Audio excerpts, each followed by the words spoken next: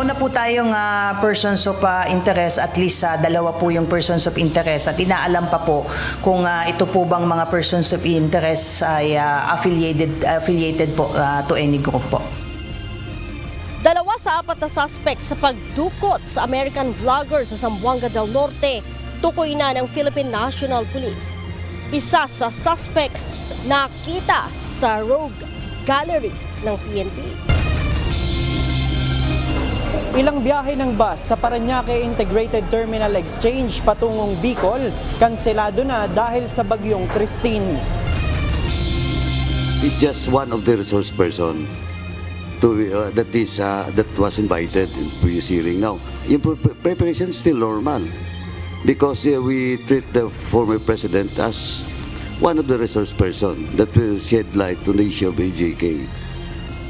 Posibleng pagdalo ni dating Pangulong Rodrigo Duterte sa House Quadruple Committee hearings, pinaghahandaan na Joint Senate and House investigations sa extrajudicial killings, inirerekomenda. Desecrates the memory of a person, desecrates the peaceful state that he must be in, having already perished, having disturbed the body. And there are many other moral principles that are being violated. And we're looking at the legal aspects also. We're conducting a study. Posibleng legal consequences ng mga pahayag ni Vice President Sara Duterte, pinag-aaralan ng Department of Justice. Logic tells me, dahil sa narinig na natin kay Garma, it should be Garma. And it should be Leonardo. And even yung kung konektado, kung yung tatlong Chinese na pinatay sa Davao Penal Colony ay admitted lead drug lords, therefore posibleng related ito sa war on drugs. Dating PCSO General Manager Royina Garma at retired Police Colonel Edelberto Leonardo planong imbitahin sa Senado sa pagdinig sa war on drugs.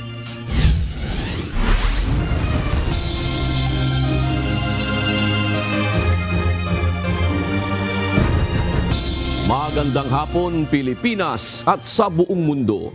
Tayo po ay sabayang napapakinggan sa Radyo La Verdad 1350, ang UNTV Radio. Una sa ating mga balita. Kanselado na kaninang umaga ang ilang biyahe ng bus patungong Bicol sa Parañaque Integrated Terminal Exchange o PITEX dahil sa bagyong Christine. Ayon sa pamunuan ng terminal, nakikipag-ugnayan sila sa Office of the Civil Defense at Philippine Coast Guard kung may mga biyahe pang dapat kanselahin dahil sa posibleng epekto ng bagyo. Mula sa PITEX, ito ang balita ni JP Nunez, live. Magandang hapon JP, may mga stranded na pasahero ba dyan sa PITEX dahil sa canceled trips?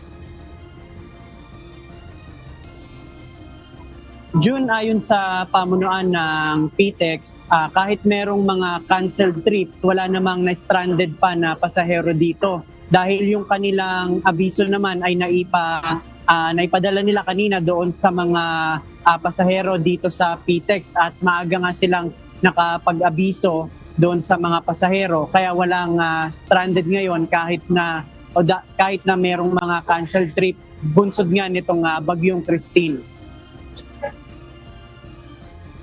2 biyahe ng bus ang kanselado na ngayong araw, October 21, dahil sa bagyong Christine. Ito yung biyaheng Masbate City at Virac Catanduanes na mga patungong Bicol. Ang oras ng biyahe nila dapat ay kaninang alas 12:30 ng tanghali at alas 4 ng hapon. Ayon kay Jason Salvador, ang Head of Corporate Affairs at spokesperson ng PITEX, itong mga canceled trips ay yung mga bus na sasakay ng roll-on, roll-off o RORO. Dahil sa pangambang abutan sila ng malakas na alon sa dagat, mas minabuting kansilahin na lang muna ang mga biyahe. Sa ngayon, patuloy pa nilang nakikipag-ugnayan ang PITEX sa Office of the Civil Defense at Philippine Coast Guard kung ano ang posibleng maging epekto ng bagyo. Ito yung kanilang pagbabatayan kung meron pang mga biyaheng dapat kansilahin. It's up to the Coast Guard, no, para malaman natin kung sila papayagan, kasi napaka-peligroso kung gantong may masamang panahon at papayagan sila maglayag, baka malagay sa alangan nyo ating mga kababayan. Kung meron man anyang mga pasahero ang aabutin ng canceled trips dito sa PTEX, meron naman anyang mga sapat na upuan na pwede silang maghintay. Gayon din na magiging komportable sila dahil naka-aircon ang buong PTEX at meron ding mga establishmentong mabibilhan ng mga pagkain. Sapat naman yung waiting area natin. Mas gusto nga natin nandito na sila kung mahihirapan sila umuwi sa kanilang mga pinanggalingan, lalo na kung sila pa'y galing sa ibang probinsya. Mas minamarapat namin na manatili sila dito sa terminal. At dito alam namin sila iligtas, komportable at hindi mainip. June, kanina dun sa panayam natin kay Jason Salvador, yung spokesperson nga ng PTEX, nagbigay din ng update doon sa kanilang setup sa Oplan Undas 2024. At inaasahan nga ngayong October 21 hanggang November 5 ay nasa 2.4 million mahigit yung magiging passenger count na inaasahan dito sa terminal.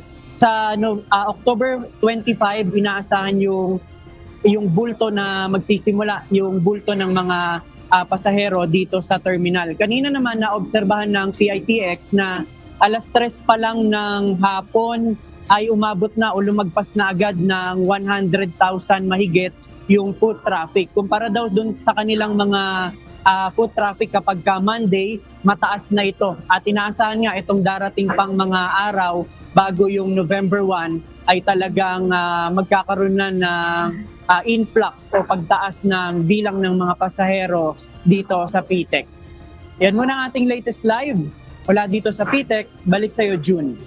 Maraming salamat, JP Nunez. Naka-heightened alert na ang mga emergency response units sa Quezon Province dahil sa banta ng Bagyong Christine.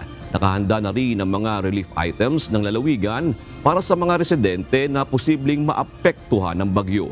Mula sa Lucena City sa Quezon, ito ang balita ni Japet Cablaida live. Magandang hapon, Japet. Kumusta ang kalagayan diyan sa inyong lugar? At ano-ano ba itong mga food and non-food item na inihanda ng Emergency Response Unit ng Pamahalaang Palalawigan ng Quezon? June, sa ngayon makulimlim at panakanak ang pag-ulan lamang ang nararanasan dito sa Lucena City at mga karatig bayan. Yun namang nakareding mga assistance tulad ng family packs o yung mga pangunahing tulong na pagkain. Meron ding mga hygiene kit at ilang paaring mahigaan ng mga posibleng maapektuhan ng bagyo. Naka-prepositioning na ang mga relief goods mula sa Pamahalaang Panlalawigan ng Quezon para sa mga posibleng maapektuhan ng Bagyong Christine sa probinsya. Nasa mga estratehikong lugar ang mga food and non-food items para mabilis na makarating sa mga nangangailangan, lalo na doon sa mga nasa malalayong lugar o island municipalities. Dahil sa augmentation na lamang ang tulong mula sa Department of Social Welfare and Development o DSWD. Muling nagpaalala nga ang Pamahalaang Panlalawigan sa mga syudad at munisipalidad na maghanda ng kanilang sariling assistance sa mga apektado ng bagyo. We ask na the municipal governments na mag-conduct na sila ng kanilang PIDRA. So, makita naman, ito naman routine So, yung preparation, meron na kami mga preposition, ang provincial government. So, kami nagpe-preposition and then I asked din the municipal government na maging proactive sa pag-procure nila ng sarili nilang goods. June, naka-preposition na rin ang response team sa mga lugar sa Quezon Province na posibleng lubos na maapektuhan ng bagyo para sa mabilis na pagresponde at pagdadala ng relief items at pagsasagawa ng damage assessment. Naka-heightened alert na rin ang Philippine Coast Guard lalo na sa mga bayan ng Southern Quezon dahil sa banta ng Bagyong Christine.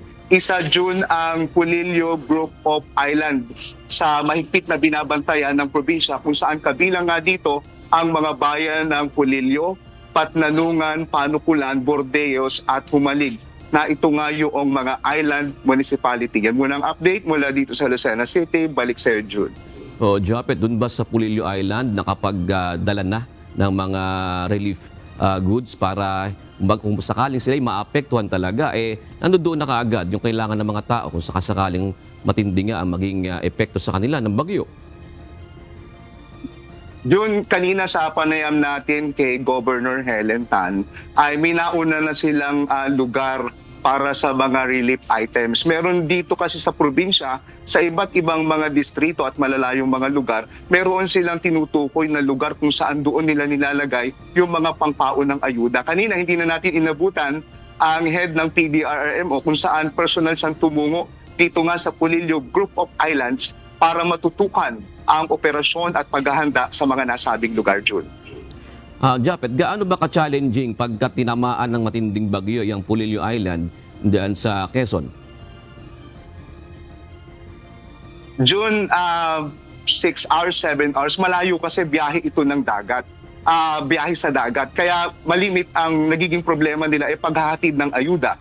Hindi nila pwedeng itawid sa pamamagitan ng biyahe sa tubig. Minsan challenging naman para sa kahit nandun ang assistance ng Philippine Air Force sa pakikipagtulungan nga ng lokal na pamahalaan, nahihirapan silang ma-identify kung saan pwedeng lumapag. Kaya minamabuti nila na magkaroon ng iba't ibang mga relief items mailagay na sa iba't ibang mga munisipalidad. Kabilang na rin dito, June, ang pagkalap ng damage assessment. Ito kasi po yung malimit na nagiging problema kung saan kinakailangang mairating ang iba pang mga ayuda na kinaukulan tulad sa mga naapektuhang bahay, ilang mga infrastruktura at saka sa agrikultura. Kaya sa pamamagitan ng kanilang ginawang channeling o kaya sa kanilang koordinasyon, madali na nilang nakukuha ang datos at agad na nakakapagpadala ng ayuda ang lokal na pamahalaan maging sa national, June.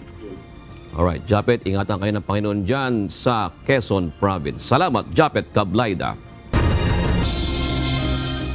Naninindigan ng mga kongresista na hindi ititigil ng Kamara ang isinasagawang investigasyon sa umano'y maling paggamit ng pondo ni Vice President Sara Duterte at ng Department of Education noong siya pa ang kalihim ng kagawaran.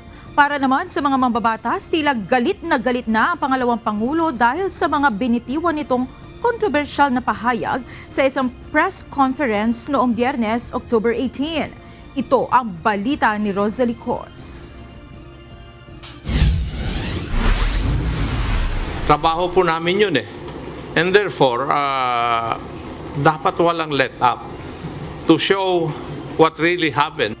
Hindi umano pasisindak ang mga kongresista sa gitna ng mga kontrobersyal na pahayag ni Vice President Sara Duterte. Ayon sa mga kongresista, magtutuloy-tuloy ang investigasyon ng House Committee on Good Government and Public Accountability sa umano'y maling paggamit ng pondo ng tanggapan ng pangalawang Pangulo at ng Department of Education sa ilalim ng pamuno nito sa mga nakalipas na taon. Una nang sinabi ni VP Sara na naghahanap lang ng maidadahila ng mga kongresista para mai-impeach siya, kaya nagsasagawa sila ng hearing. Dagdag pa nito, tila ang Kamara umano ang nag-o-audit ng mga isinumite nitong dokumento sa Commission on Audit para sa paggastos ng kanyang tanggapan. Naniniwala naman ang mga kongresista, sobra na ang galit ni VP Duterte. So, talagang nanlilisik. Parang galit na galit sa mundo. So, yun lang. Kaya talagang question ko po kung talagang okay ba siya. I think she's being overwhelmed by anger and hate. Pag ang isang tao ay sobrang galit, nawawala siya sa sense of decency sa aking paningin. Nakakabahala rin anila ang naging asal ng pangalawang Pangulo, lalo na ang naging pahayag nito laban sa mga labi ng dating Pangulong Ferdinand Marcos Sr. Hindi po natin alam kung ano ang nasa isip ni Vice President Sara at yun man lang sabihin mo na uukayin mo yung tatay at itatapon mo sa West Philippine Sea bilang isang batang pinalaki sa maayos, palagay ko foul po yun. We hope that this will not happen to the Vice President. But definitely, somebody might file a case against her. At nobody can prevent that dahil nga wala namang immunity ang ating pong Vice President. Wala pang inilalabas na bagong pahayag si VP Duterte, subalit sinabi nito na hindi siya natatakot at hinihintay niya ang mga susunod na pagdinig ng Kamara kaugnay ng mga aligasyon laban sa paggamit ng pondo ng OVP at ng DepEd. Sinabi rin ni VP Sara na naipasa nila ang lahat ng kanilang dokumento sa COA kaugnay ng paggastos sa pondo. Rosa Licoz, UNTV News and Rescue. Diyos ang aming sandigan, serbisyo publiko ang aming pinahahalagahan. Pinag-aaralan na ngayon ng Department of Justice o DOJ ang legal implications ng mga pahayag ni Vice President Sara Duterte sa kanyang press conference noong Biyernes, October 18. Ayon kay Justice Secretary Crispin Remulla, lubhang nakababahala ang mga sinabi ng pangalawang Pangulo. Isa na rito ay ang pagbabanta niyang ipahuhukay ang bangkay ni dating Pangulong Ferdinand Marcos upang ipatapon sa West Philippine Sea. Desecrates the memory of a person, desecrates the peaceful state that he must be in, having already perished, and he disturbed the body. And there are many other moral principles that are being violated, and we're looking at the legal aspects also.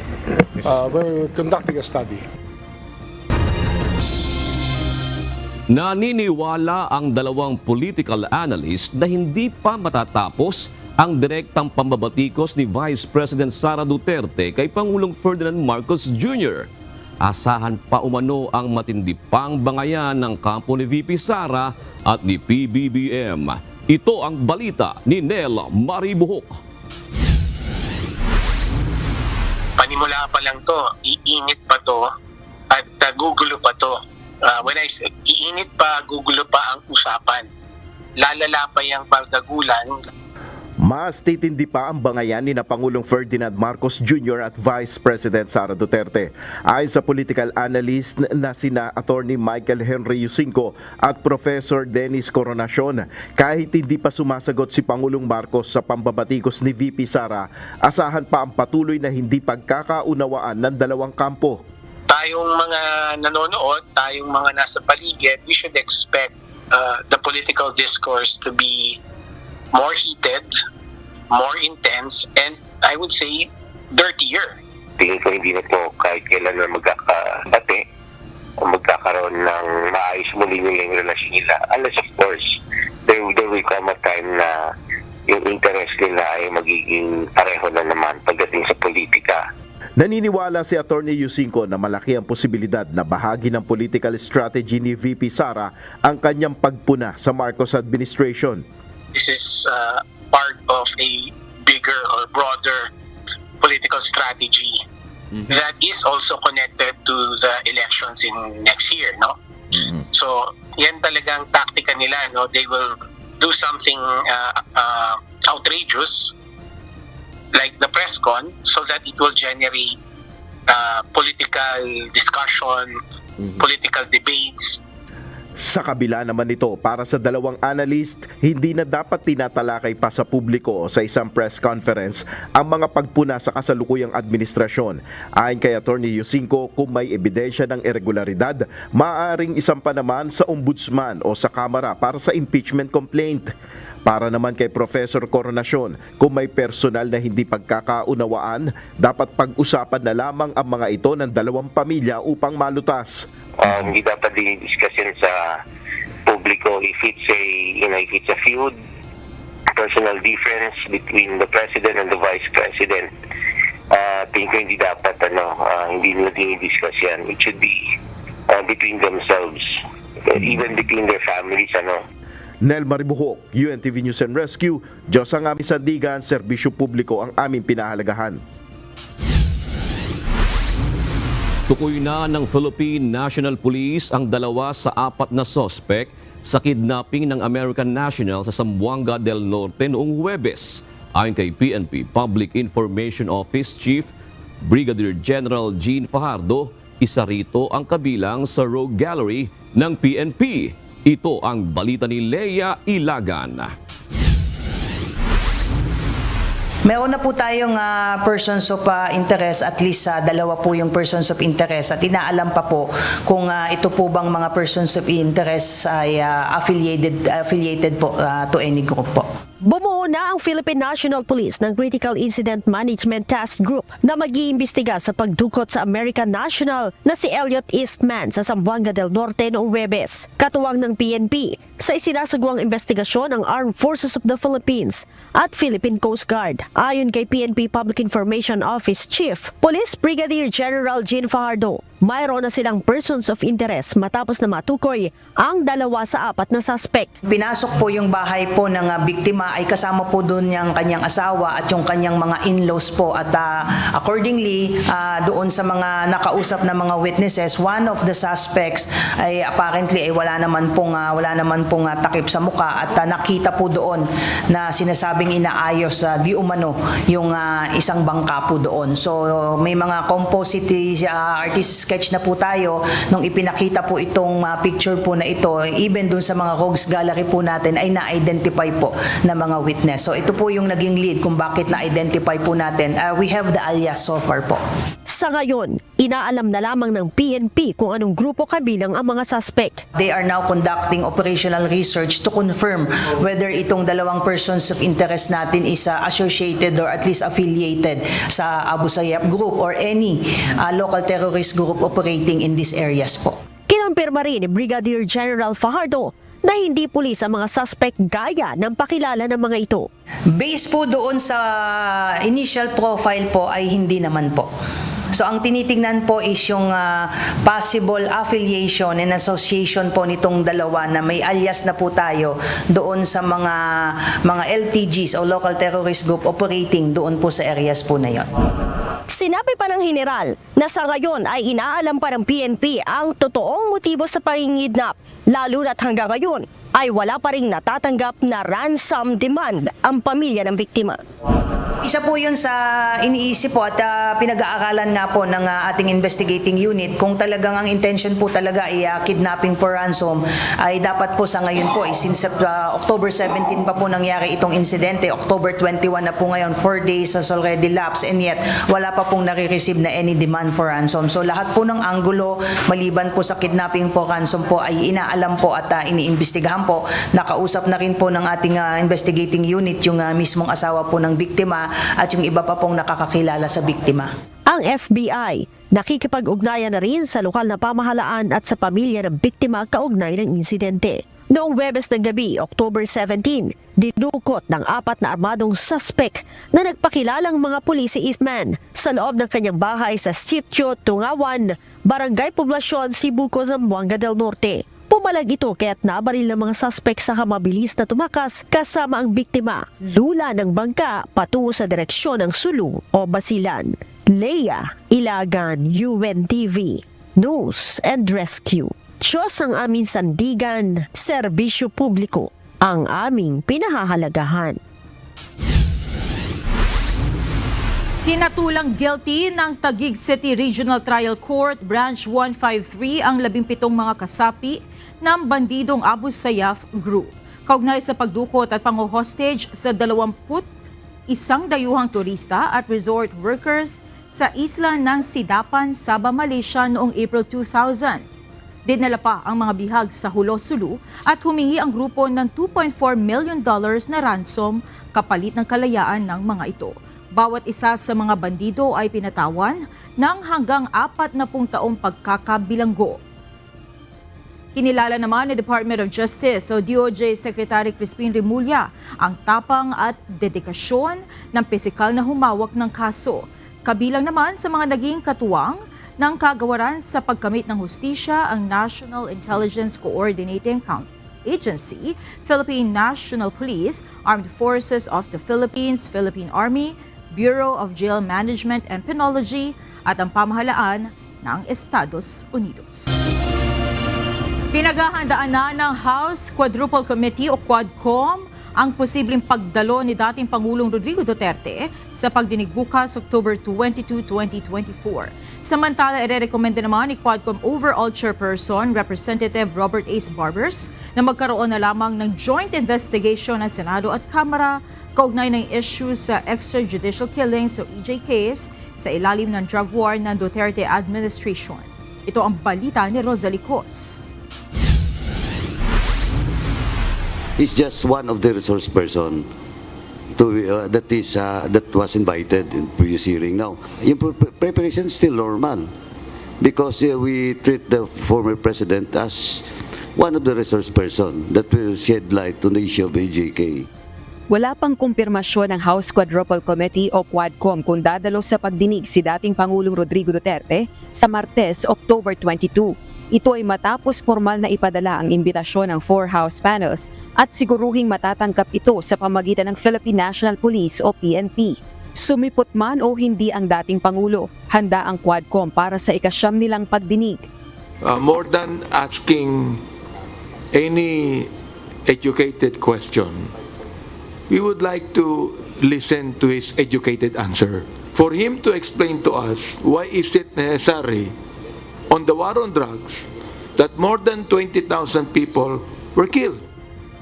We will afford him the courtesy due to a former president. Gayunman, walang katiyakan na hindi mapapatawa ng contempt ang dating presidente sakaling humarap ito sa Quadcom. The committee personally, I cannot assure that. It's up to him to be present tomorrow, and it's up to his answers and his actuation during the hearing. So, for me, sabi ko na nga, hindi ko pwedeng pangunahan ng dating Pangulo. Let us see what will happen tomorrow. Naniniwala naman ang isang kongresista na kung ang pag-uugali ang pag-uusapan, mas civil pa umano si dating Pangulong Rodrigo Duterte kaysa sa anak nitong si Vice President Sara Duterte. Sagot ito ng isang co-chairperson kung anong mangyayari kung hindi rin manunumpa ang dating presidente sa 4 House panels. Palagay ko mas civil si former president kaysa kay Vice President. Palagay ko magte-take ng oath yan. Mas civil siya eh. Sa gitna naman ng issue ng pagsasagawa ng parallel Senate probe sa EJ case, irerekomenda ni Congressman Barbers ang pagkakaroon ng joint hearing ng 2 kapulungan ng Kongreso kaugnay ng issue. Ito ay upang mapabilis ang investigasyon at pagpasa ng mga panukalang batas kaugnay ng pagdinig. Pag nidala natin pag-isahin, parang BICAM. Ang dating, isang joint committee hearing, nandyan ang Kongreso, nandyan ang Senado, at nandyan yung ating investigation. Para mapabilis. Remember, 2 weeks ago, nag-file kami ng 2 bill, no? Yung pong declaring EJK as a heinous crime at yung isa ng pag-stop ng POGO. Kung hindi natin mag-aaprubahan yung POGO bill na we filed together with the upper house, mababaliwala po yung ating pong ginawang submission or filing of that two bills. Gayunman, kailangan munang aprubahan ng liderato ng Kongreso at Senado ang rekomendasyong ito. Samantala, na-turn over na ng Quadcom sa tanggapan ng Solicitor General ang mga dokumento kaugnay ng mga Chinese national na iligal na nakakuha ng Filipino citizenship para makapagmay-ari ng mga lupain at makapagtayo ng mga negosyo sa bansa. Layo nitong makagawa agad ng karampatang aksyon ang mga kinauukulang ahensya ng pamahalaan at maiwasang maibenta pa ang mga ari-ariang ito. Sangkot dito ang nasa 1,000 hektarya ng lupain sa Mexico, Pampanga, kung saan nasabat ang bilyong pisong halaga ng shabu sa isang warehouse. Aaralan namin mabuti kung ano yung real status of these lands now. Whether or not in the meantime, these lands have been transferred to qualified Filipino individuals or entities. Tinukoy sina A.D. Taiyang at Willie Ong ang pinakaprominenteng Chinese nationals na sangkot dito. Samantalang ang mga idinadawit na kumpanya ay ang Empire 999 Realty Corporation at Sunflare Industrial Supply Corporation. Nilinaw naman ng Quadcom na hindi ito bahagi ng partial committee report ng 4 House panels. Rosalie Cos, UNTV News and Rescue. Diyos ang aming sandigan, serbisyo publiko ang aming pinahahalagahan. Natanggap na ni dating Pangulong Rodrigo Duterte ang investigasyon ng House Quadcom para sa pagdinig bukas kaugnay ng extrajudicial killings o EJ case. Ito ang kinumpirma ni PNP Public Information Office Chief, Police Brigadier General Jean Fajardo. Ayon kay Brigadier General Fajardo, nagpatulong si Congressman Ace Barbers sa pambansang pulisya sa pagsisilbi ng imbitasyon sa dating Pangulo at naibigay naman anya ito. I have is the picture na napareceive na po. Confirm po yun. Dagdag pa ni Brigadier General Fajardo na natanggap ng representatives ng dating Pangulo ang imbitasyon kahapon October 20.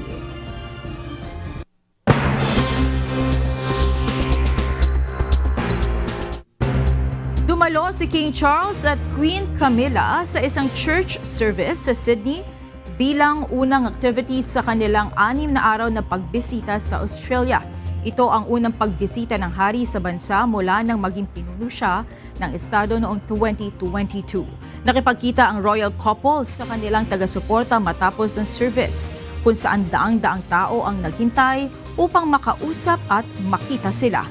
Ipinakita ng mga residente ang kanilang mainit na pagtanggap habang may ilang tutol sa monarkiya ang nagprotesta sa labas ng simbahan. Pinangunahan ni King Charles ang pagbibigay pugay sa kultura at pamana ng Australia sa pamamagitan ng kanyang pakikipagpulong sa mga lider at pakikiisa sa iba't ibang okasyon sa bansa, kabilang ang environmental projects at naval review sa Sydney Harbour.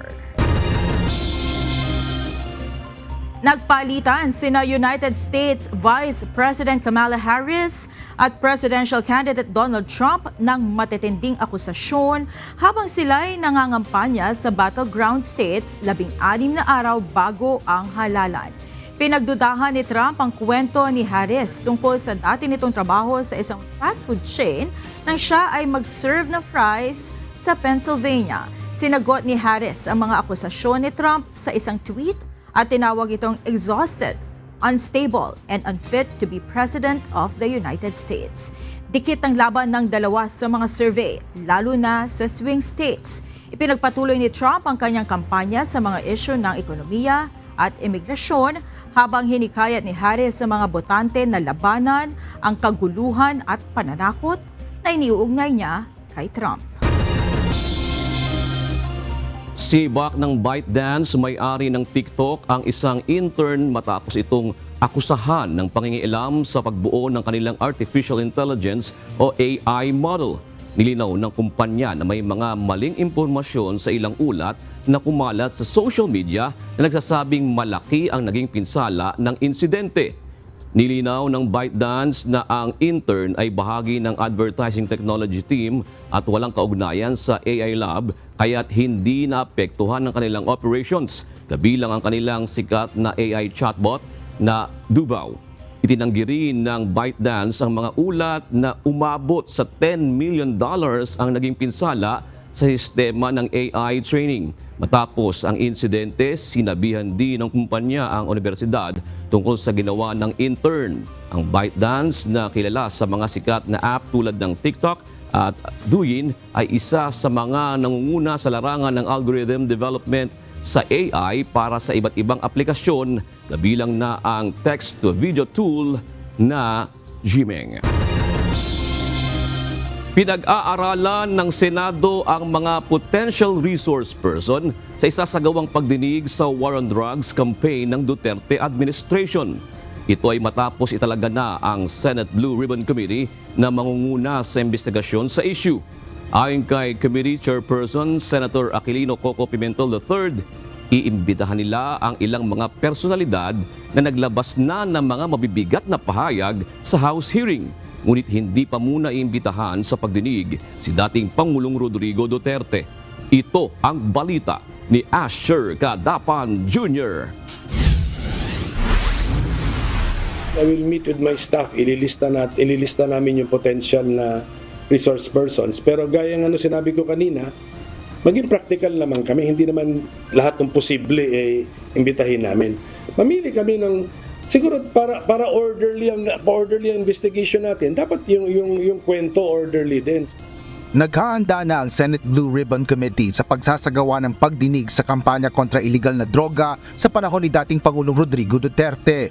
Target ng komite na alamin ang mga pangyayari sa pagsisimula ng Duterte administration hanggang sa matapos ang kanyang panunungkulan. Ayon kay Committee Chairperson Senator Aquilino Coco Pimentel III, magsisimula ang kanilang investigasyon sa blank state. Hindi anya otomatikong iimbitahan ng Senado ang mga resource person sa isinasagawang investigasyon ng House Quadruple Committee o Quadcom hearing. Ngunit plano nilang anyayahan sina retired police colonel at former Philippine Charity Sweepstakes Office o PCSO General Manager Royina Garma. Gayon din si dating National Police Commission o NAPOLCOM Commissioner Edilberto Leonardo. Logic tells me, dahil sa narinig na natin kay Garma, it should be Garma. And it should be Leonardo. And even yung kung konektado, kung yung tatlong Chinese na pinatay sa Davao Penal Colony ay admitted lead drug lords, therefore posibleng related ito sa war on drugs. Then even yung jail warden ng Davao Penal Colony as well as sino yung involved doon, yun muna, doon tayo mag-start. Kasi I think that was either before June 30, 2016 or thereabouts. Dagdag pa ni Senador Pimentel, kapag matibay na ang kanilang mga impormasyon, saka na nila iimbitahan sa pagdinig si former President Rodrigo Duterte. Bagaman kung voluntaryong dadalo ang dating Pangulo, maaari niya ito sa ikalawang pagdinig ng Senado. Yes, at the proper time. Siyempre, di naman pwede sa umpisa pa lang, ang gulo na ng kwento, yung mga nagsusubaybay sa amin, kami maintindihan namin. Siyempre, may mga staff kami, nagre-research, gano'n. Pero meron din kasing nakasubaybay sa hearing ng Senado. Hindi tayo pwede mag-umpisa na bigla na lang, sinasagot na yung paratang na hindi pa nasasabi.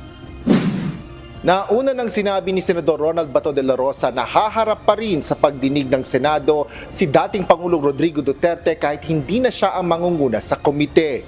Aniya, makukumbinsi pa rin niya ang former president basta Senado ang magsasagawa ng pagdinig. Asher Kadapan Jr., UNTV News and Rescue. Diyos ang aming sandigan, serbisyo publiko ang aming pinahalagahan. Mahalaga ang pagdalo ni dating Pangulong Rodrigo Duterte sa pagdinig ng Quadruple Committee o Quadcom ng Kamara kaugnay sa iba't ibang isyu kabilang na ang umano'y extrajudicial killings o EJK sa ilalim ng war on drugs ng nakaraang administrasyon. Ayon kay Justice Secretary Crispin Boying Remulla, magandang manggaling mismo sa dating presidente ang sagot sa mga kontrobersyal na issue na sa panahon ng kanyang pamumuno. Sa bahagi ng DOJ, maghihintay lang sila kung ano ang magiging rekomendasyon o aksyon ng mababang kapulungan ng Kongreso sa kanilang ginagawang investigasyon. Una nang sinabi ni Secretary Remulla na wala silang sasantuhin sa pagsampa ng kaso kahit pa ang dating Pangulo kapag may ebidensyang magtuturo rito. Well, I'm just a bystander there. I'm just a spectator. But of course, it would help if the former president will attend. Alam niyo naman na mahalaga na manggaling sa kanya yung mga remarks and responses to the question. Isang panibagong batch ng mga overseas Filipino worker OFW galing Lebanon ang dumating sa bansa kagabi. Kwento ng ilang OFW, tuloy-tuloy na kasi ang nararanasang mga pagsabog doon at hindi nila tiyak kung hanggang kailan sila magiging ligtas. Panawagan naman ng ilan sa mga kapwa OFW sa Lebanon, tanggapin na ang alok na repatriation ng pamahalaan. Ito ang balita ni Ryan Lacanlale.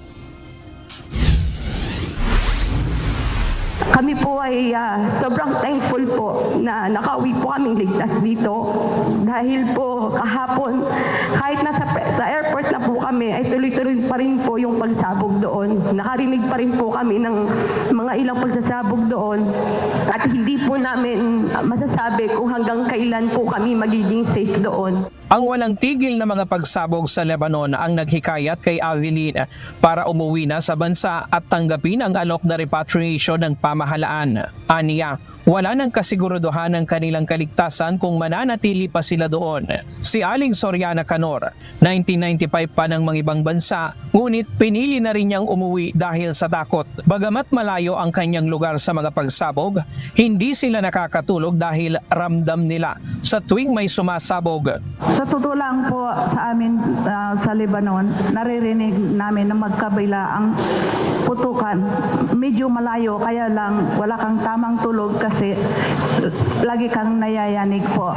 Kaya wala kaming tamang tulog, pero awa ng Diyos, ligtas po naman. Pero ang iba ay hindi sila makapagtrabaho dahil po kailangan po nilang mag-safety. Ayon kay Department of Migrant Workers Secretary Hans Leo Kakdaka, ilan sa mga dahilan kaya ayaw iwanan ng iba ang kanilang mga amo sa gitna ng gulo ay dahil napamahal na rin ang mga ito sa kanila at ang kanilang trabaho. Mas malaki rin ang kanilang sinasahod doon kumpara dito sa Pilipinas. Meron silang kanilang personal at emotional na dahilan kung bakit hindi nila iniiwanan mga employers nila. They have a sense of devotion and loyalty and dedication to their work. Typical Filipino worker, typical OFW na may kalidad at may puso sa trabaho. Ayon sa Department of Foreign Affairs, hindi basta-basta ang paglalagay sa Alert Level 4 sa Lebanon. Mangangahulugan kasi ito na sapilitan na ang paglikas at pagpapauwi sa mga OFW. People ask bakit hindi tayo nasa Alert Level 4? Because to make Alert Level 4, meaning mandatory, aside from dapat wala ng total war na yung situation, which is not yet, no? Kailangan yung cooperation ng host government, which means lahat pwede na lumabas. But right now, no. So, those are challenges. The exit clearances. Kagabi, nasa 76 na OFW at 2 dependent ang nakauwi sa bansa galing sa Lebanon. Umabot na sa 636 na OFW at 32 dependent ang napauwi na ng pamahalaan simula nang sumiklab ang kaguluhan doon noong nakaraang taon. Mayroon pang humigit kumulang 400 ang nakatakdang umuwi sa bansa. Pero kakaunti pa rin ito kumpara sa dami ng mga Pilipinong naninirahan doon. Kaya si Avelin at Aling Soriana umaapila na rin sa kanilang mga kapwa OFW na naiwan pa sa Lebanon at ayaw pang umuwi sa Pilipinas. Ako po ay nananawagan po sa mga natitira pong OFW doon sa Lebanon na kung ipagpapaliban po muna natin yung naandito po sa Pilipinas na isipin natin. Ang isipin po muna sana natin yung sarili natin dahil may mga pamilya din po tayong nag-aantay dito. Papasalamat po kami talaga at napauwi kami. Marami pang nangangailangan doon na dapat namin pong yayain na sila ay uwi dahil may tutulong naman ang gobyerno. Ayon sa DMW, hindi titigil ang pamahalaan na hanggat mayroong kababayang OFW sa Lebanon na nagnanais makauwi ng bansa. Tutulungan din na makapagsimula ng bagong hanap buhay ang mga OFW na piniling dito na muna mamalagi. Ryan Lacanlali, UNTV News and Rescue. Diyos ang aming sandigan, serbisyo publiko ang aming pinahahalagahan. Umabot na sa 500 pasahero ang na-stranded sa pantalan ng Tabaco sa Albay dahil sa epekto ng Bagyong Christine.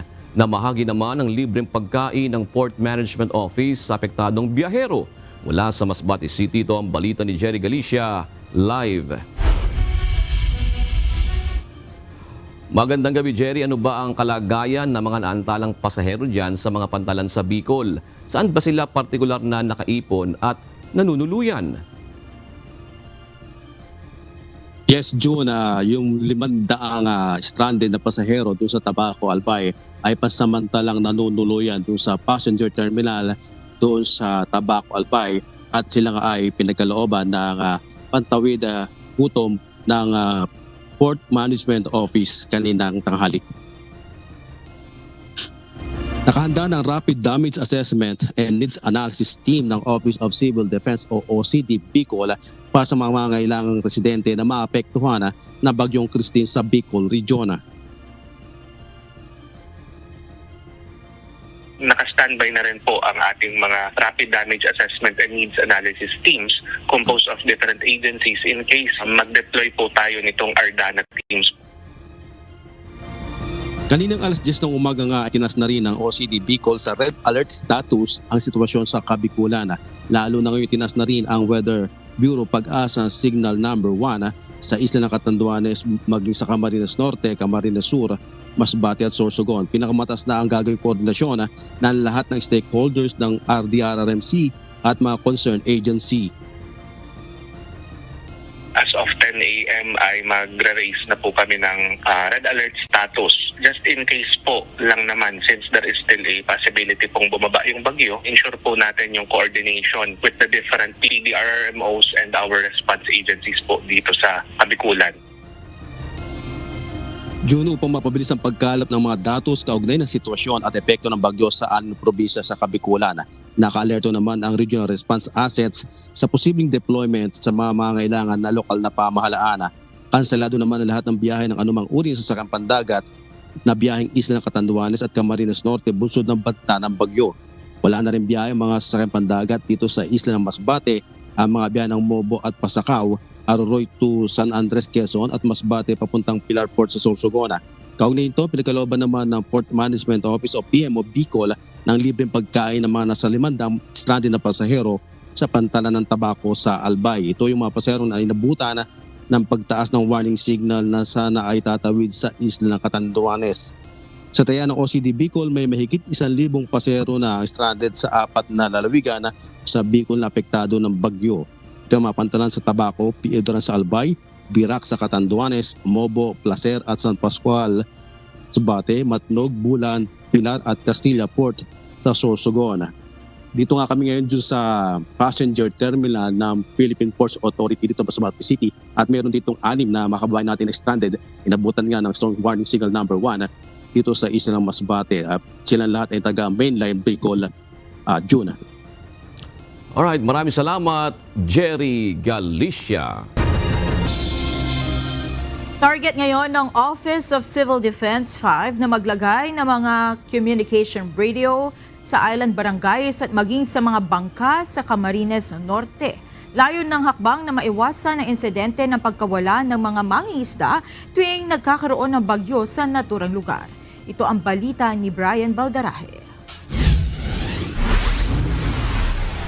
Apparently, na-solve na namin yung problema ng Catanduanes, but dito, persistent. At ang pag-usapan nga namin kanina, we heard the recommendations na dapat magkaroon ng repeater system at saka radio system sa mga mangingisda.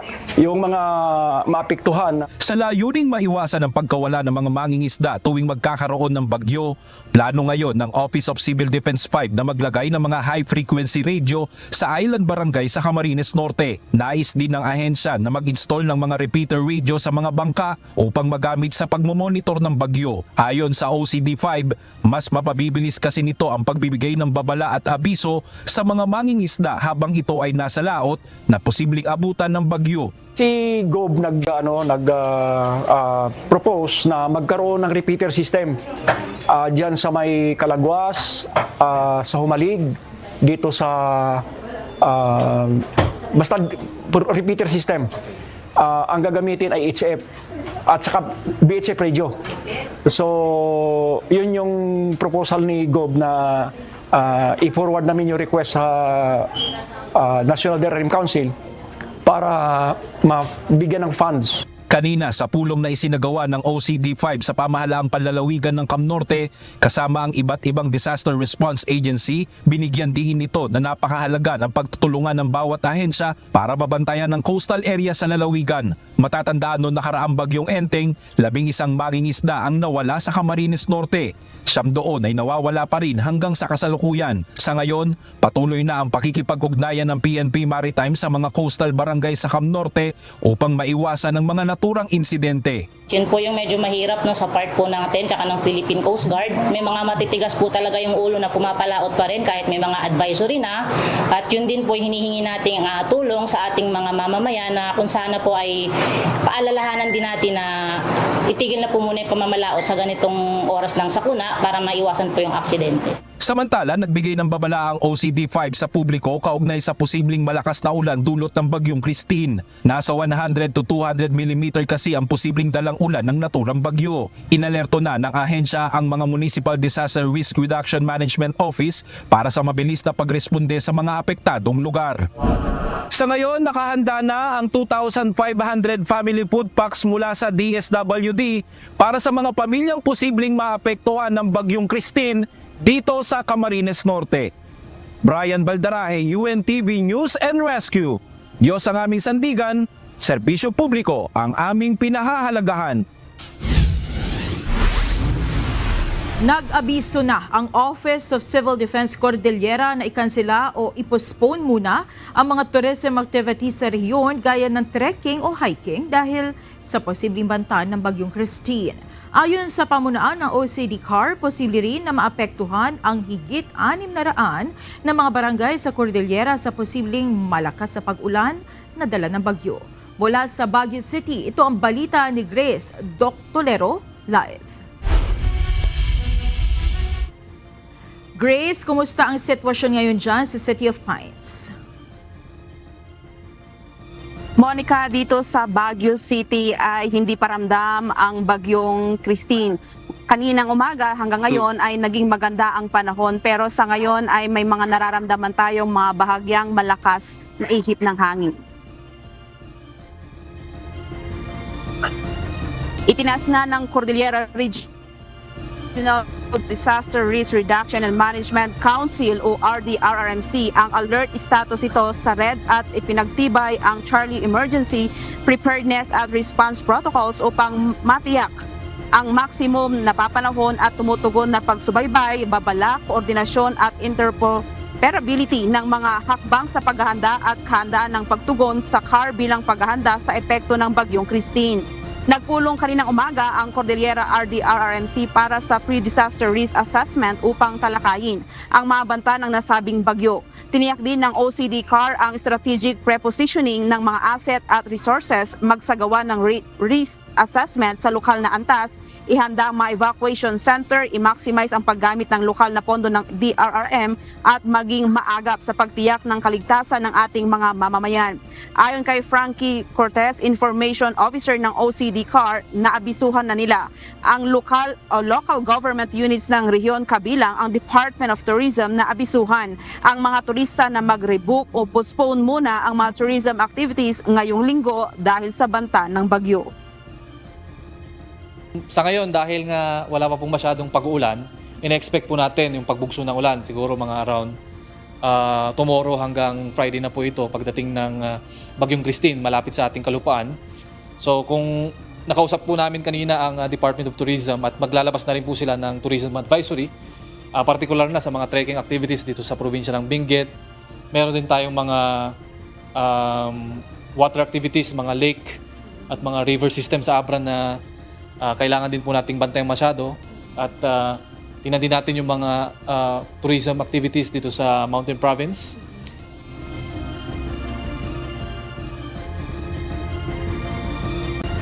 Inilabas naman ng Mines and Geosciences Bureau ang pinakahuling listahan ng mga barangay na susceptible sa landslide o pagguho ng lupa at pagbaha. Binigyang diin ni Frankie Cortez, ang Information Officer ng OCD-CAR, na ang Bagyong Christine ay maaaring ikumpara sa karanasan sa 2016 Super Typhoon Lawin kung saan kinakailangan ang hakbang sa paghahanda, partikular na ang pagsasagawa ng preemptive evacuations at ang kaligtasan at seguridad ng mga evacuation center.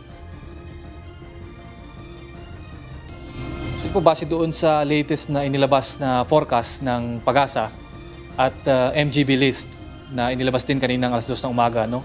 Nakita natin na majority ng ating Cordillera Administrative Region ay talagang inaasahan na maapektuhan po ng pagbugso ng ulan at makita natin na meron na po tayong mga listahan ng mga prone to landslide at flooding. So meron po tayong 600 plus na barangays na po ngayon na in-issue ng MGB na susceptible to landslide and flooding. As of October 21, 2024, sa inilabas ng Mines and Geosciences Bureau, ang listahan ng mga barangay na madaling magkaroon ng landslide at pagbaha ay ang Abra na may 24 na barangay, ang Apayao na may 114 na barangay, Benguet kasama na ang Baguio City na may 256 na barangay at Ifugao na may 135 barangay, ang Kalinga na may 26 na barangay at ang Mountain Province na may 122 barangay. Monica, paalala ng mga eksperto, laging makinig o manood sa mga abiso mula sa PAGASA o lokal na pamahalaan. Yan muna ang balita mula dito sa Baguio City. Balik sa'yo, Monica. Maraming salamat, Grace Doctolero. Nagbigay ng magkakaibang reaksyon ang ilang senador sa mga may init na pahayag ni Vice President Sara Duterte Partikular ito sa mga pambabatikos na ikalawang Pangulo sa pamumuno ni President Ferdinand Marcos Jr. Ito ang balita ni Asher Cadapan Jr. Actually, nag-worry ako sa kanya, kay Vice President. Sa tingin ko, she needs to talk to some professionals and maybe some close friends and family para mailabas niya yung mga nasa damdamin at nasa isip niya. Mahirap yun, mahirap anong tawag mo doon, hindi mo i-share.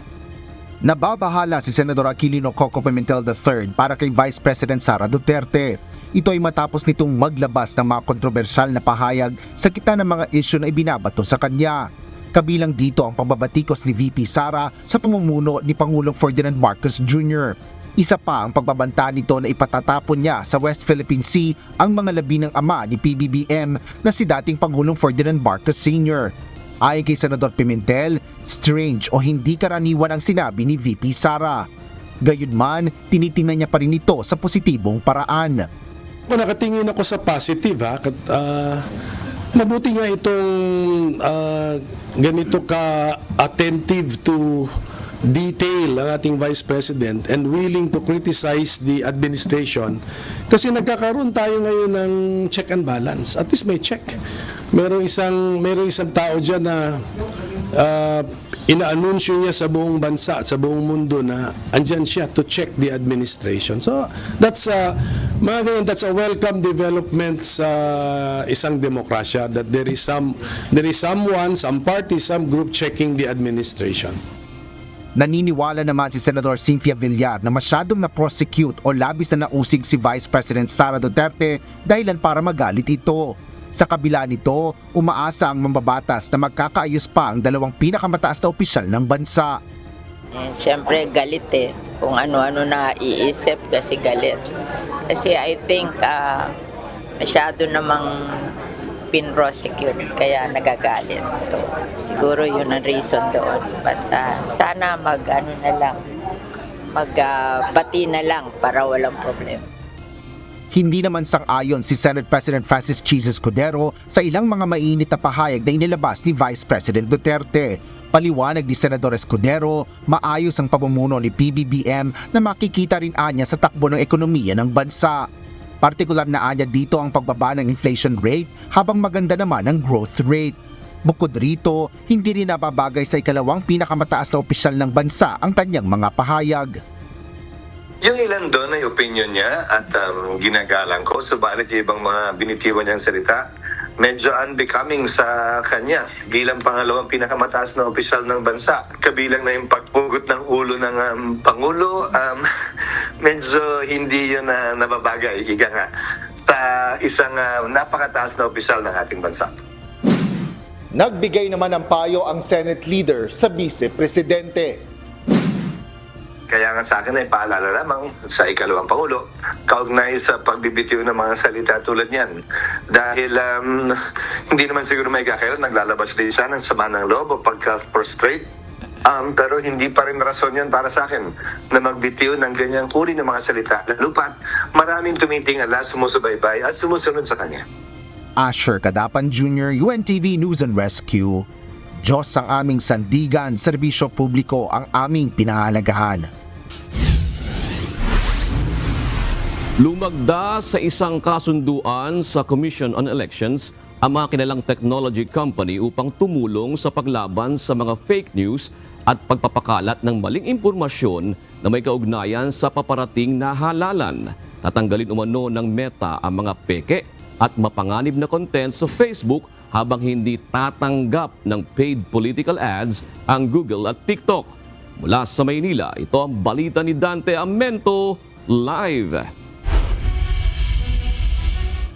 Magandang gabi, Dante. Ang ibig bang sabihin niyan ay hindi direktang magagamit ng mga politiko sa kanilang kampanya ang Google at TikTok?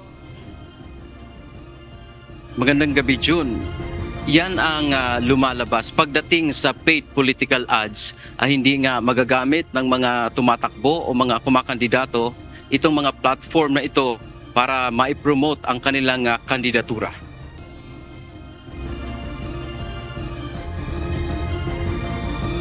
Isa sa pangamba ng Commission on Elections o COMELEC na magamit ang iba't ibang social media platform para maimpluwensyahan ang resulta ng May 12, 2025 midterm elections.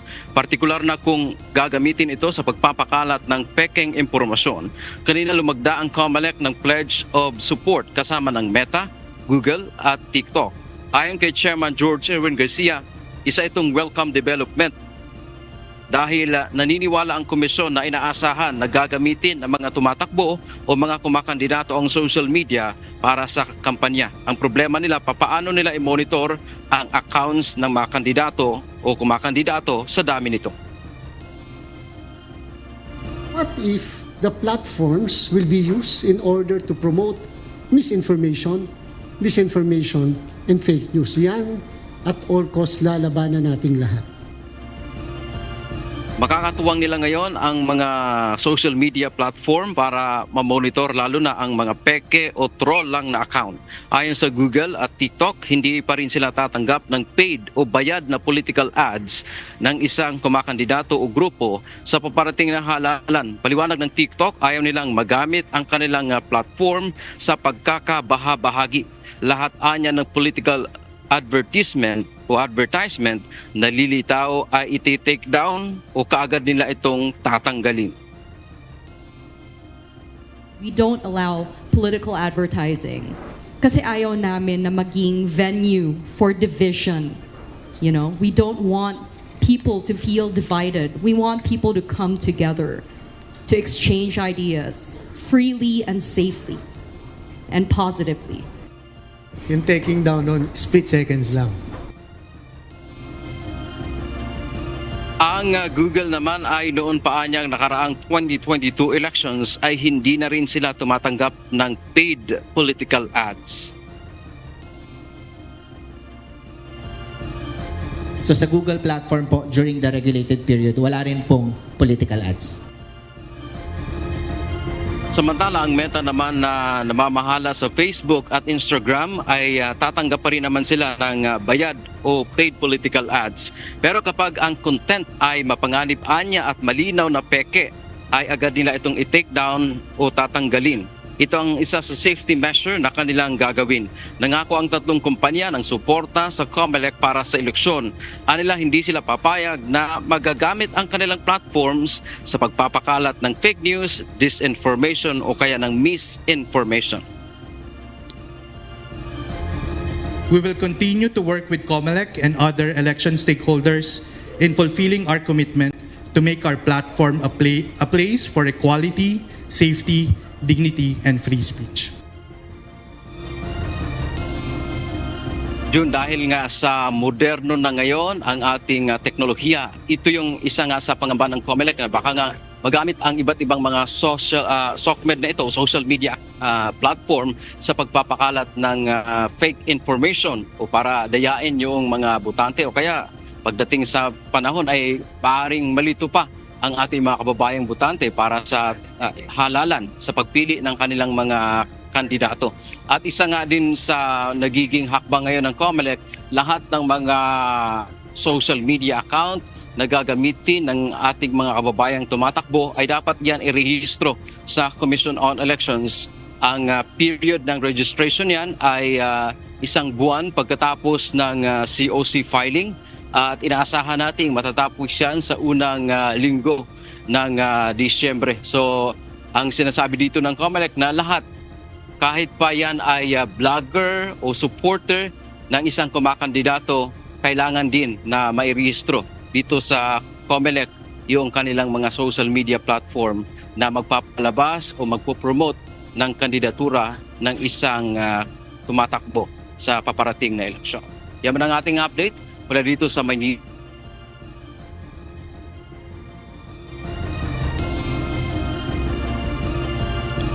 Maraming salamat, Dante Amento.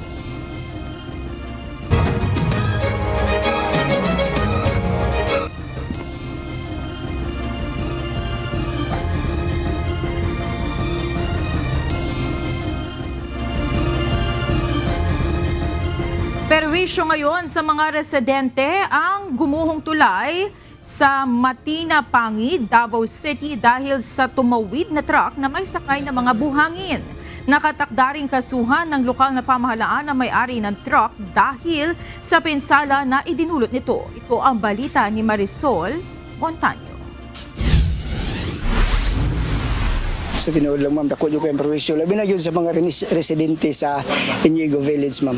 Kaya tungod sa wala sila maagian at itong pakahitabog yun dani, pinakadako nga kanang panyo nila problema ang agianan. Perwisyo para sa mga residente ang nangyaring pagguho ng steel bridge sa Kilometer 8 Inigo Village, Matinapangi, Davao City noong Sabado. Ito ay matapos sinubukang tumawid ng isang malaking truck na may lamang buhangin sa tulay. Ayon sa barangay, ang steel bridge ay may capacity lamang na 5 tons kaya sa bigat ng truck, bumigay ito at nahulog ang truck. Kasalukuyang naglagay ng alternatibong daanan ang mga residente gawa sa bamboo. Samantala, ang mga motorista naman ay umiikot pa sa kabilang daan para lang makalabas sa lugar. Ang alternatibong ruta na ito ay isang pribadong property na planong i-propose ng barangay na pansamantalang gawing daanan habang inaayos pa ang gumuhong tulay. Duha ka opsyon na mong gikuandro nami gibuhat nga dalan dito which is nami gihangyo nga private property mabot nga namo og imbornal para maagihan lang sa katong mga sakyanan nga tanggong. Pero napo po agreement na gihamong ginabuhat kung mahatag sa city engineers. Sinurvey din kaninang umaga ng Department of Public Works and Highways o DPWH at City Engineers Office sa pagsasaayos ng tulay. Wala namang nasaktan sa insidente. Bagaman di pa nagpaparamdam ang may-ari ng truck upang kunin ang kanilang sasakyan, na-identify na ng Davao City Police Office o DCPO ang mga ito. Inaantay pa ng ahensya kung ang barangay o Davao LGU ang maghahain ng kaso laban sa may-ari ng truck. Hihintay pa yung Taloma Police Station, ma'am, no? Kung sino yung magpapile ng kaso. It's either the barangay or the city kasi civil liability naman yun, ma'am, na damage to properties. Marisol Montaño, UNTV News and Rescue. Diyos ang aming sandigan, serbisyo publiko ang aming pinahahalagahan. Dalawang lalaki ang nasagip matapos lumubog ang kanilang sinasakyang motorbangka sa karagatang sakop ng Lampinigan Island, Isabela City sa Basilan. Sa Oriental Mindoro, patuloy na nakararanas ang pagbaha ang ilang bayan dahil sa malakas na pag-ulan sa lalawigan. At sa North Cotabato, tinatayang nasa 50 bahay ang tinangay na flash flood na nangyari sa bayan ng Magpet simula pa kagabi. Ito ang balita ni Alan Manansala. Sa Basilan, nasa pangangalaga na ngayon ng City Disaster Risk Reduction and Management Office ang dalawang individual na lula ng motorbangka na lumubog sa karagatang sakop ng Lapinigan Island, Isabela City, Basilan kaninang umaga, October 21. Sa impormasyong ibinahagi ng Coast Guard Isabela, ipinarating sa kanilang opisina ni Pata Haynal, isang residente sa kanilang lugar, ang tungkol sa lumubog na bangka. Dito agad na tinawag ang atensyon ng kanilang Deployable Response Group o DRG para kumpirmahin ang nakarating na ulat. Nailigtas sa gitna ng laot sina Junaid Malike, 20 anyos at Badar Malike, 21 anyos na pawang residente ng Barangay Lapinigan, Isabela City. Ayon sa dalawang sakay ng bangka, lula nila ang 30 galon ng tubig patungo sana ng Lapinigan Island nang masalungan nila ang malakas na alon kasabay ang malakas na hangin. Dahilan kaya nabuwal ang kanilang sasakyang pangdagat. Sa ngayon, sinusuri na ng mga otoridad ang kalusugan ng dalawang pasahero. Sa Oriental Mindoro, nararanasan na ngayon ang pagbaha sa 3 bayan sa Oriental Mindoro dulot ng pag-apaw ng ilog at malakas na ulan. Sa larawang kuha ni Ginang Riza Dumongas, makikita ang ilan sa mga residenteng lumulusong sa hanggang baywang na tubig baha. Ayon sa Provincial Disaster Risk Reduction and Management Office ng Oriental Mindoro, kabilang sa mga binahang lugar ay ang bayan ng Pola, Victoria at Socorro. May mga pamilya na rin umanong inilikas dahil sa pag-apaw ng tubig. Sa ngayon, tuloy-tuloy pa ang pagmumonitor ng ahensya hinggil sa magiging epekto ng sama ng panahon. At sa North Cotabato, nakaranas din ng matinding pag-ulan sa lalawigan. Kagabi, October 20, inanod ng baha ang ilang bahay sa Magpet, Cotabato. Sa videong kuha ng residenteng si Janet Sososco sa barangay Bantak sa bayan ng Magpet, makikitang nagmistulang ilog ang kahabaan ng kanilang kalsada. 4 na oras matapos makaranas ng pagbaha, pasado alas 11 na kagabi nang humupa ito. Sa kuha naman ng video ni Eva Atilia Buhayan Molina, kaninang umaga makikita ang mga sirang bahay sa gilid ng kalsada na siyang naging resulta sa nangyaring pagbaha sa kanilang lugar. Sa inisyal na impormasyon buhat sa Magped LGU, tinatayang nasa 50 bahay ang apektado. Nagsasagawa na ng emergency meeting ang lokal na mga opisyal ngayong Lunes, October 21. Alan Manansala, UNTV News and Rescue. Diyos ang aming sandigan, serbisyo publiko ang aming pinahahalagahan. May kaugnayan umano sa Philippine Offshore Gaming Operator sa POGOS ang dinukot na Chinese national sa Bustos, Bulacan kahapon ng madaling araw. Ayon kay PNP Public Information Office Chief Police Brigadier General Gene Fajardo, base sa inisyal na investigasyon, nangingisda ang biktima kasama ang iba pang Chinese nationals nang lapitan at bitbiti ng 4 na armadong lalaki. Sinabi ni Brigadier General Fajardo na nakapagbayad na ang pamilya ng biktima ng 5 milyong pisong ransom mula sa $300,000 na hinihingi ng mga sospek. Subalit hindi pa rin pinapalaya ang biktima. Lumalabas po na naka-involve po sa Pogo itong biktima po at kahapon po ay nagkaroon na po ng payment. May ransom na po at more or less mga 5 million accordingly na yung naibayad na ransom po nitong sa side po ng victim. However, what's one of the challenges na confronting the anti-kidnapping group is the payment was done outside of the Philippine jurisdiction through cryptocurrency ang naging payment. Patuloy namang inaalam ng mga otoridad kung sino ang nasa likod ng pagdukot. Sinasabing ang biktima ay nakidnap na rin noong 2020 sa Clark, Pampanga at nasagip lamang sa pamamagitan ng pagbabayad ng 1 milyong pisong ransom. Idineklara na ang awol ng pamunuan ng Philippine National Police si Police Staff Sergeant Ulysses Pascual simula noong October 10. Ayon kay PNP Public Information Office Chief Police Brigadier General Gene Fajardo, ito'y matapos na umuwi at hindi na ito bumalik habang nasa ilalim ng restrictive custody ng CIDG. Sinabi pa ni Brigadier General Fajardo na maharap sa administrative case si Pascual sa paglabag sa pulisiya ng pambansang pulisya. Patuloy naman ang ginagawang paghahanap dito ng mga otoridad. Effective October 10 po, dineclare na po siya as awol po. So ongoing pa po yung paghahanap po sa kanya, but we have to understand na hindi natin siya maaaresto sa ngayon dahil wala pa pong warrant of arrest. But doon sa kaso po niya, particularly yung pag-disregard po niya doon sa restrictive custody order, definitely po, he will be facing administrative charges for violation po ng existing administrative policy po ng PNP. Si Pascual ay isa sa mga itinuturing na sospek sa pagtaslang kay ABC President Ramelito Capistrano matapos na matuntun ito dahil sa ginamit na sasakyan ng mga sospek. Bukod kay Pascual, kasama rin sa sinampahan ng double murder case sina Cesar Gallardo Jr. alias Jeff at alias Lupin. Hinatulang guilty ng Sandigan Bayan sa kasong graft at malversation of public funds si dating Maguindanao Governor Sahid Ampatuan. Pinatawan nito ng Anti-Graft Court ng hanggang 40 taong pagkakabilanggo at pinagmumulta ng halos 400 million pesos, katumbas ng nalustay na pera ng bayan. Habang buhay na rin itong diskwalipikado na manilbihan sa anumang pwesto sa gobyerno.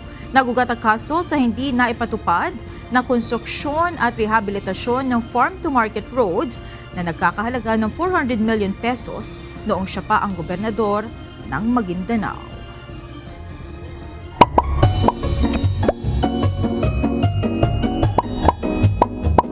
What?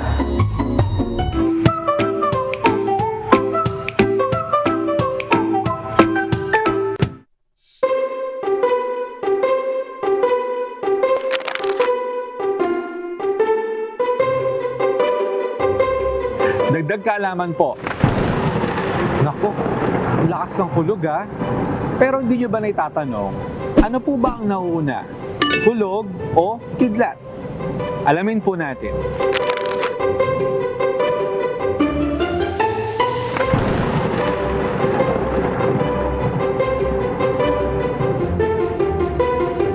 Ang kidlat po ang nauuna kasi ang kidlat ay isang malakas na kuryente na bumabagsak mula sa ulap papunta sa lupa. Sobrang bilis nito, parang ilaw. Pero ang kulog o yung malakas na tunog ay sumusunod lang po sa kidlat. Mas mabagal maglakbay ang tunog kaysa sa ilaw. Kaya mas nauuna nating nakikita ang kidlat bago natin marinig ang kulog.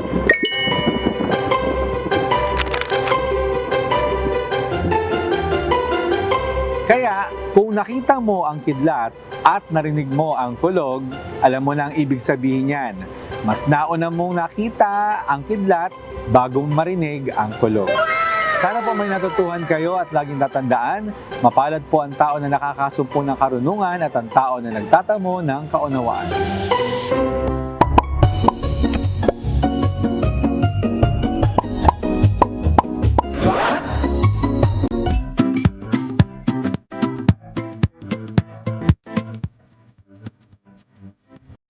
Narito naman po ang ating mga kausi ngayong araw po ng Lunes. Shoutout po kina Roger Manyalak, Juby Katubay at Virgilio Jimenez. Salamat din kay Eusebio Erta, Jeneline Santo Domingo at Rose Torres. Narito naman ang salita ng Diyos na ating sandigan mula sa aklat ng Mateo 7:1 hanggang 2 na nagsasabi, "Huwag kayong magsihatol upang huwag kayong hatulan, sapagkat sa hatol na inyong ihahatol ay hahatulan kayo, at sa panukat na inyong isusukat ay susukatin kayo."